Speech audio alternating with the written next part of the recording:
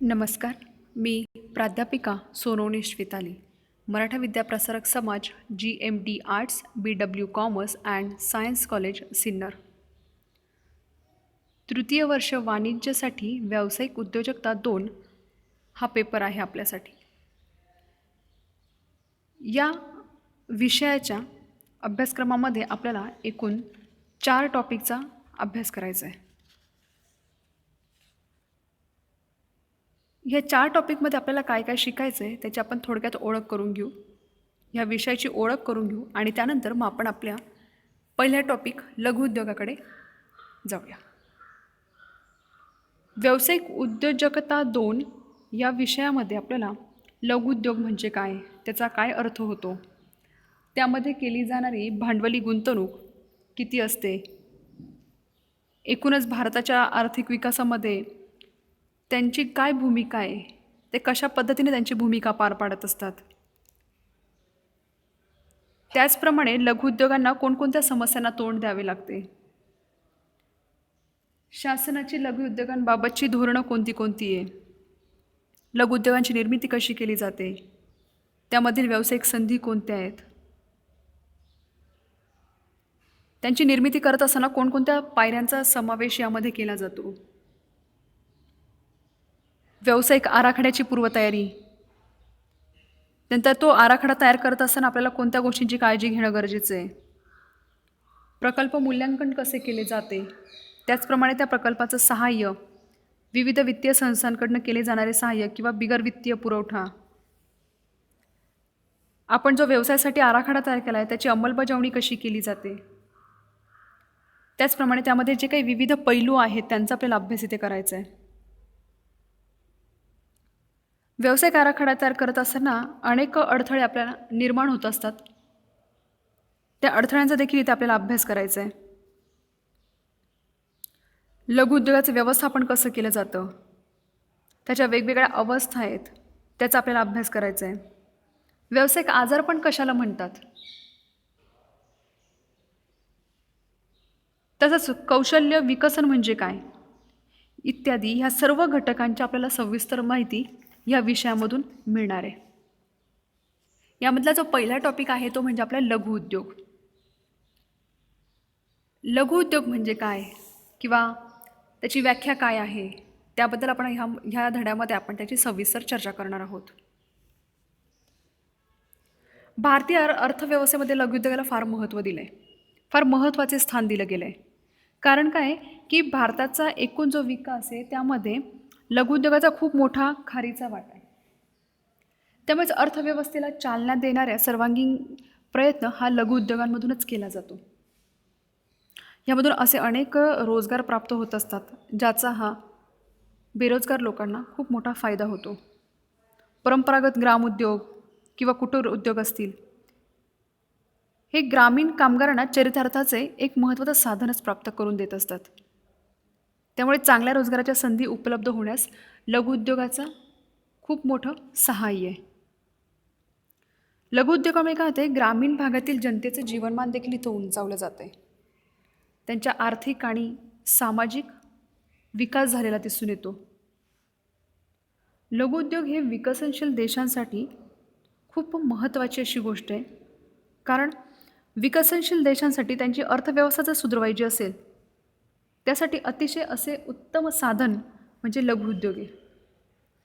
इथे साधन याचा अर्थ म्हणजे लहान लहान प्रमाणामध्ये केले जाणारे उद्योग, त्याला आपण लघुउद्योग असं म्हणतो किंवा त्यालाच आपण साधन हा शब्द वापरला. मोठ्या उद्योगांच्या मानाने हे लघुउद्योग जे असतात ते अधिक श्रमकेंद्रित असतात. कारण का, त्यांचं स्वरूप हे लहान प्रमाणामध्ये असते आणि त्यामुळेच ते अतिशय गतिमान आणि जोरदार असे लघुउद्योग तयार होत असतात. लघुउद्योग हे भारतीय अर्थव्यवस्थेचा देखील एक महत्त्वाचा भाग मानला जातो. सद्यस्थितीमध्ये आत्ता भारतामध्ये जी मोठी समस्या ती म्हणजे बेरोजगारी आणि वाढती लोकसंख्या. हे बेरोजगारी आणि वाढत्या लोकसंख्येकरता जास्तीत जास्त रोजगार उपलब्ध करून देणं खूप गरजेचं आहे आणि ही गरज फक्त लघुउद्योगामधूनच भागवली जाते. त्यामुळेच लघुउद्योगाला खूप महत्त्वाचं स्थान प्राप्त झाले. आणि त्याचप्रमाणे लघुउद्योगांमधील जी रोजगार संधी आहे ती अतिशय कमी भांडवल खर्चामध्ये निर्माण होत असते. त्यामुळेच लघुउद्योगाला महत्त्वाचं मानलं जातं. आपण लघुउद्योगाची आता व्याख्या बघूया की व्याख्या काय सांगते. साधारणपणे 10 ते 50 जणांच्या सहाय्याने चालवला जाणारा उद्योग म्हणजे लघुउद्योग. लघुउद्योगामध्ये कमीत कमी 10 ते जास्तीत जास्त 50 असे कामगार असतात किंवा मजूर असतात आणि त्यांच्या सहाय्याने केलेला जाणारा उद्योग म्हणजेच लघुउद्योग. दुसरी अजून एक व्याख्या सांगितली,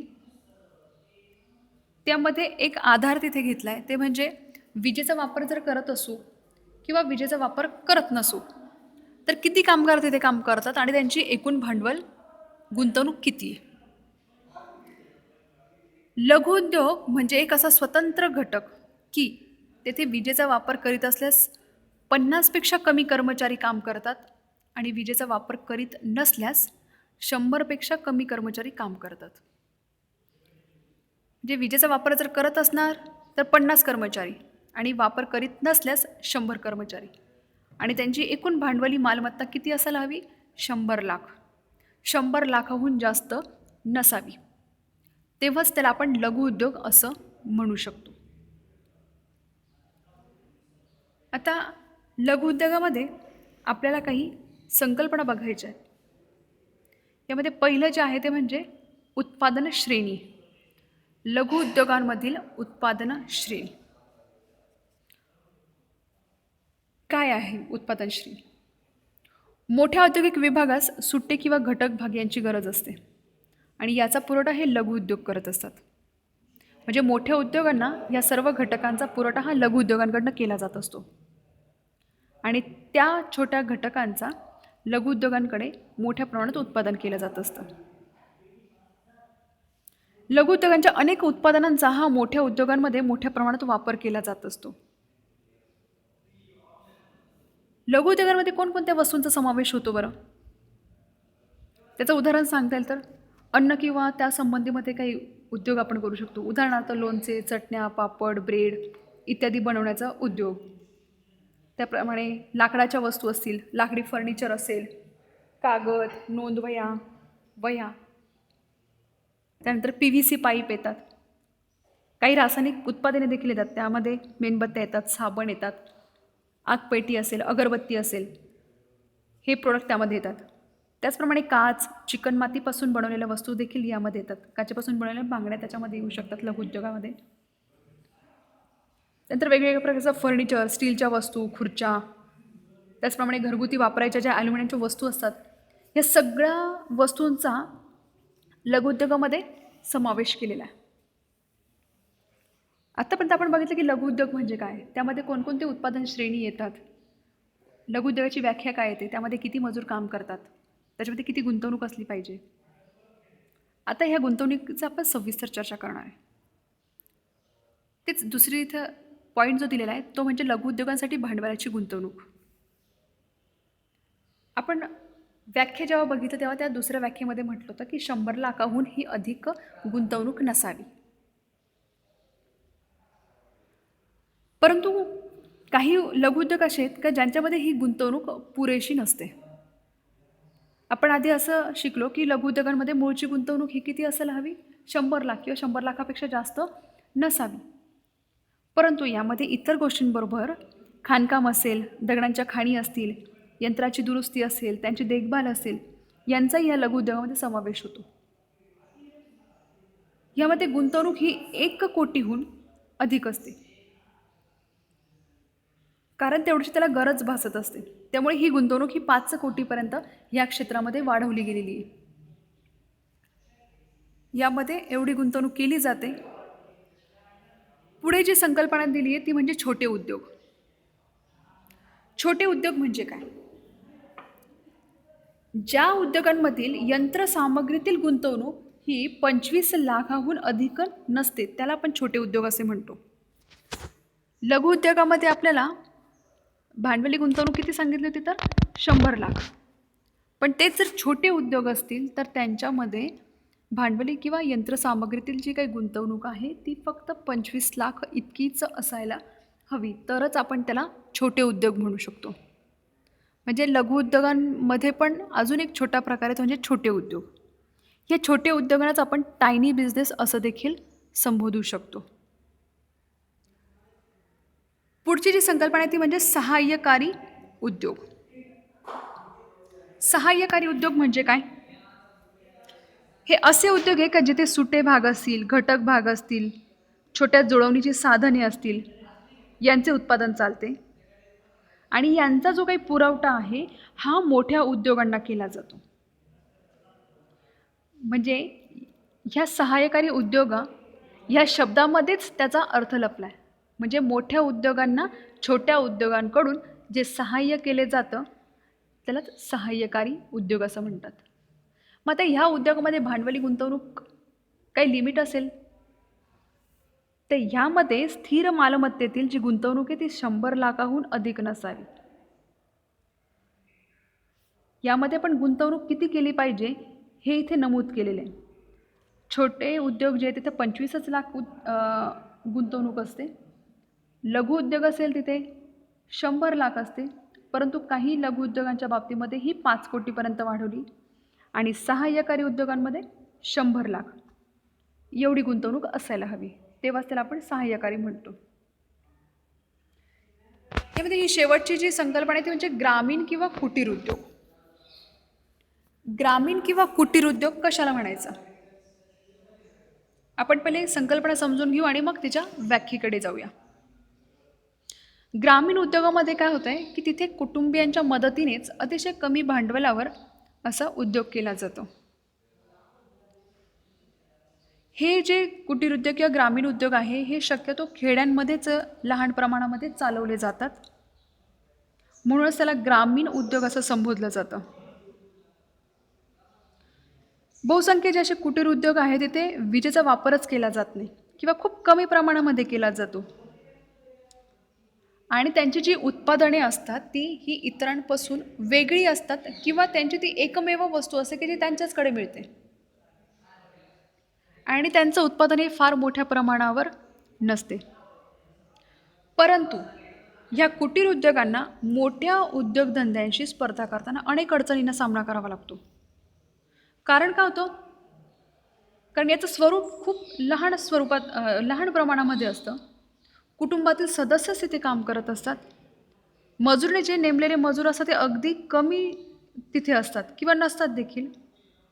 त्याचप्रमाणे भांडवली गुंतवणूक देखील त्यांची खूप लहान असते. कुटुंबातील सदस्यच हे म्हणजे तिथले श्रमिक असतात आणि तिथे जी बनलेली जी वस्तू असते ती साधारणतः घरगुती वापरण्याची असते. त्यामुळे त्यांना मोठ्या उद्योगांशी स्पर्धा करणं अतिशय अवघड जाते. ही खूप मोठी त्यांची एक समस्या आहे. हे उद्योग कारागीर आपल्या स्वतःच्या घरीच चालू करतात आणि तिथे यंत्रसामग्रीचा वापर खूप कमी करतात. ज्या स्थानिक गरजा असतात त्या ह्या कुटीर उद्योगामधून पूर्ण केल्या जातात. मग या कुटीर उद्योगांमध्ये कोणते कोणते व्यवसाय केले जातात?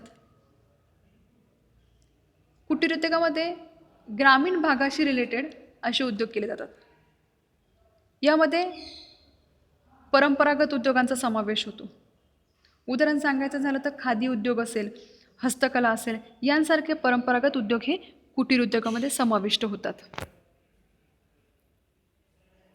आता कुटीर उद्योगाची आपण व्याख्या बघूया.